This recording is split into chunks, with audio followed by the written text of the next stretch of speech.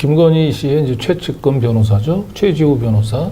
대통령실의 그 행정관으로도 근무했었고, 그 당시에 법률비서관, 주진우 비서관 밑에서 일을 했던 사람입니다. 그래서 김건희 씨의 뭐 줄리 의혹을 비롯해가지고, 김건희 씨와 관련된 여러 가지 송사의 그 꾸준 일을 도맡아 하던 분인데, 이 최지우 변호사를 저희가 찾아가서 그 단독 인터뷰를 했죠. 네.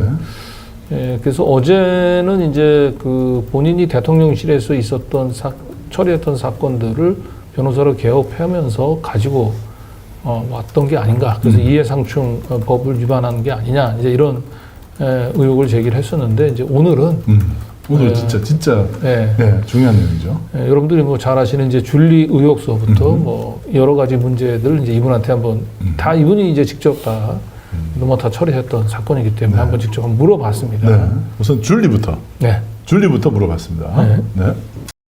이 최근에 저기 그 뭐 내란이나 계엄 사건 관련해서는 그 여사님이나 아니면 대통령하고 이렇게 여사님은 직접 얘기한 적 없어요. 네, 법률 자문 이런 건 안 하시고.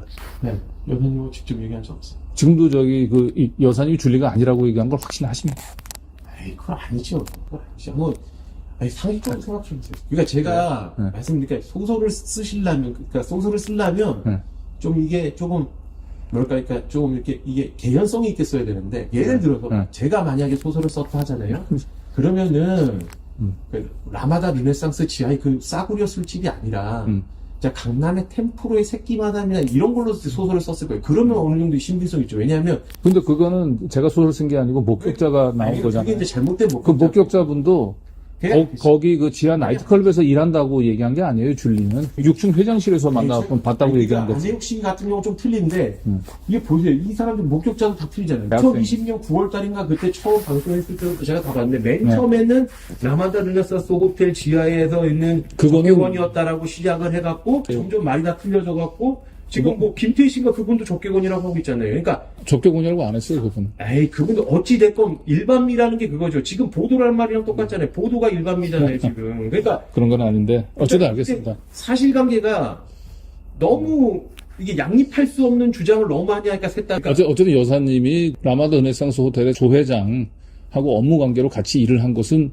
그거는 맞잖아요. 제가 물어봐서 모르겠어요. 그건 잘 모르겠는데. 그거는 저 조남욱 회장이 업무 관계로 알던 사이라고 한 건 얘기를 정확히 했으니까. 이제 제가 이제 저는 이제 그 업무에 대해서 이제 끝났기 때문에 네. 제가 이제 그거에 대해서 뭐 답변을 드릴 수가 없는데 네. 그냥 저는 그냥 개인적으로 그래요. 그냥 보시면 제 말이 솔직히 보세요. 이게 한 사람에 대해서 이게 진짜 진실이라면 여러 사람이 목격하게 동의를 해야 돼요. 근데 지금 여러 사람이 목격한 게 동일하지가 않아요. 왜냐면 2020년 9월 달에 첫 방송에서는 거기에 에이스였다가 거기에 아예 직업 여성으로 나왔다가 김태희 씨는 그냥 일반미 보도처럼 나왔다가 안혜욱 씨는 조남욱 회장이 그냥 뭐 이용한 그런 여성이었다고 나왔다. 이게 한 사람이란 얘기잖아요. 그게 틀리잖아요. 이거부터 틀린 거고 애초에 뭐 유흥주점 적개건이라고 그렇게 헛소문을 낼 거였으면 유흥 적개곤이라고 얘기한 건 정천수 씨가 보도한 거고 그건 뭐 제가 보도한 거고는 어찌됐건. 상관이 없는 거고. 그러니까 제가 말씀드린 건 이거예요. 이게 다 틀려.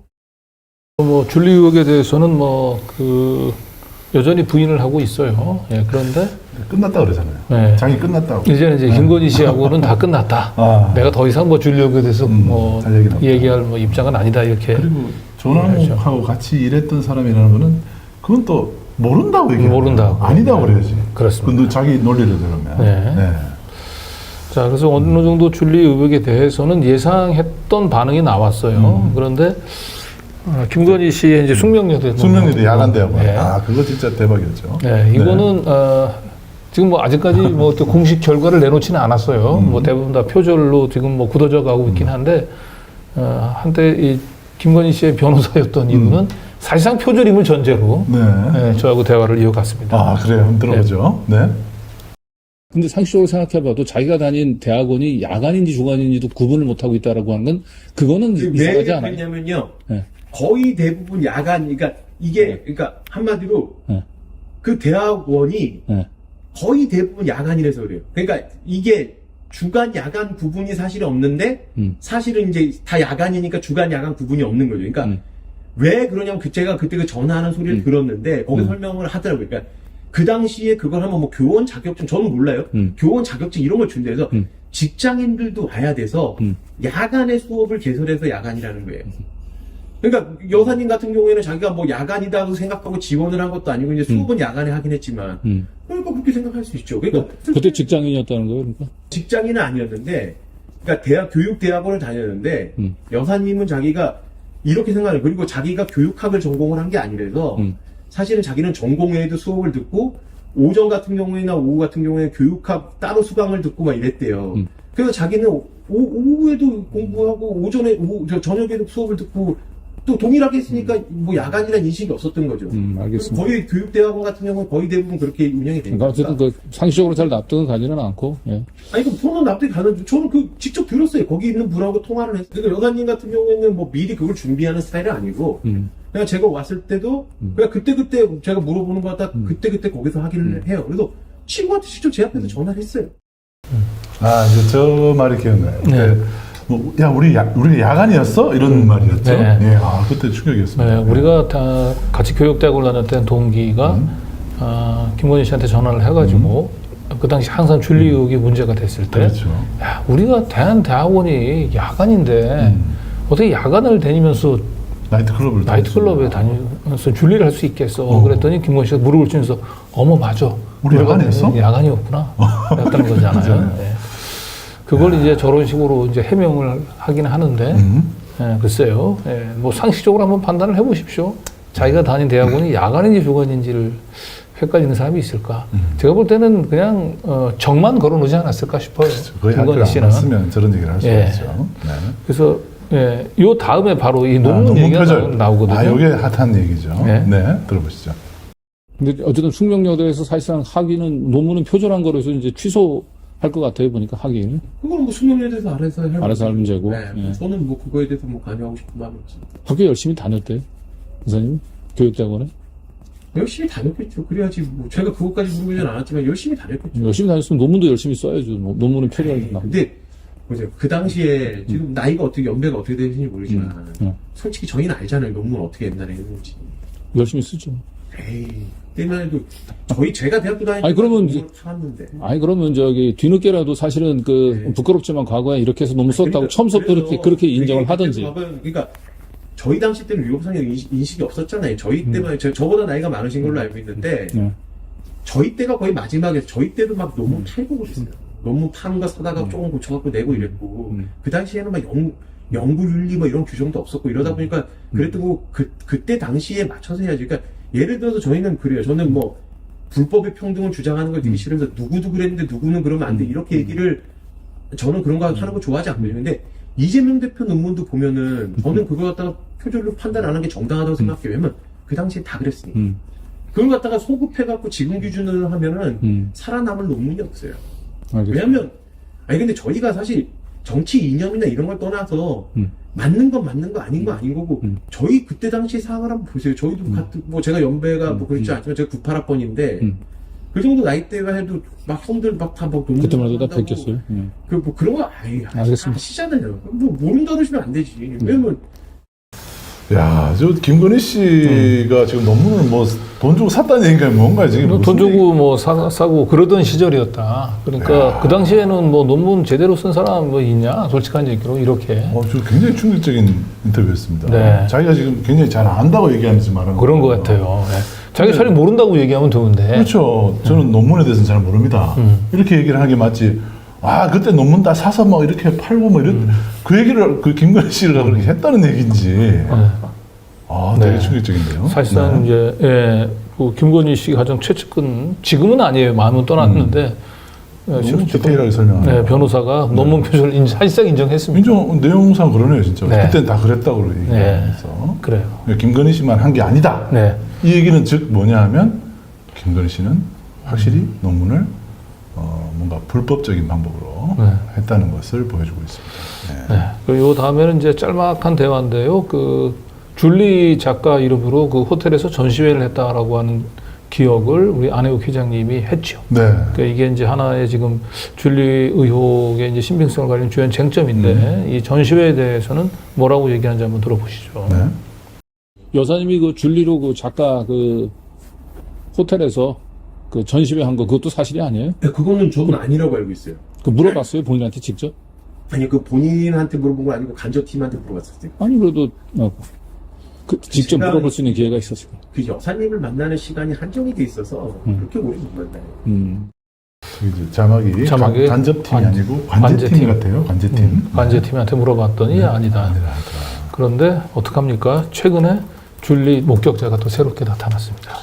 제가 얼마 전에 서울대병원 모 정치인 문상 갔다가 거기서 저를 보더니 한 분이 반갑게 와서 내가 줄리 목격자요 라고 상당히 상세히 털어놓으셨는데 이분은 아주 그 전시회에 대한 기억이 너무 생생하시더라고요. 전에 우리 그때 정인 중에 한 분도 전시회 얘기했던 것 같아요. 네. 그렇습니다. 네. 자, 그리고 마지막인데 네. 양재택 검사하고의 동거설 부분들에 대해서 한번 물어봤습니다. 그건 알기 힘들 것 같은데 한번 들어보죠. 네.